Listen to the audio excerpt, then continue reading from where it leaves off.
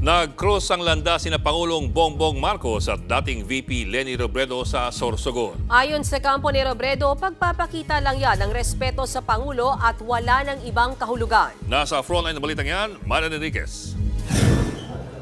Nagbatian at nagkamayan sina Pangulong Bongbong Marcos at dating Vice President Leni Robredo bago magsimula ang programa sa inaugurasyon ng Sorsogon Sports Arena kaninang umaga. Ito ang unang pagkikita ni Marcos at Robredo matapos ang tunggalian nila sa pagkapangulo noong 2022. Noong 2016, naging mahigpit din ang laban ng dalawa sa pagka-vice-presidente. Kasama ni Robredo ang kaalyado at tumatakbong senador na si Bam Aquino. Ang kapwa Bicolano na si Senate President Cheese Escudero ang nag-imbita raw kay Robredo na salubungin si PBBM sa naturang pagtitipon. Magsasama pa raw dapat sina Marcos at Robredo sa entablado pero kinailangan ng bumalik ni Robredo sa Naga dahil sa ibang appointment. Tingin ko rito unang hakbang tungo sa paghilom ng kung anumang sugat, anumang debate o pagkakaiba namin ng pananaw ay politikal, hindi personal. Hindi man nabanggit ng Pangulo sa kanyang talumpati si Robredo pero may iniwan siyang makahulugang mensahe.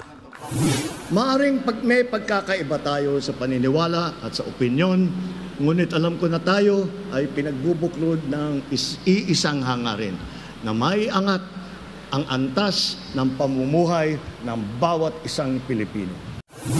Ayon naman sa kampo ni Robredo, wala nang ibang kahulugan ang pagkikita ng dalawang magkaribal sa politika. Lagi namang ready si VP Leni to extend yung required na courtesy at paggalang, lalo na sa presidente ng Pilipinas. So ako, the respect is there, pero wag na tayo magbasa ng more than that dito sa pangyayaring ito.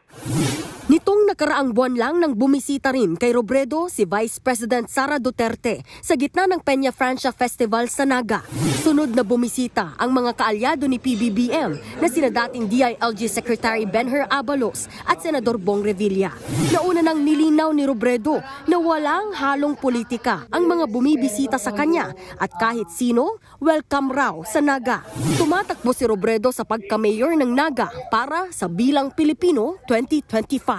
Nagbabalita mula sa Frontline, Marian Enriquez, News 5. Mga kapatid, Ed Lingaw po, maging maalam at may pakialam sa mga napapanahong balita sa ating bansa.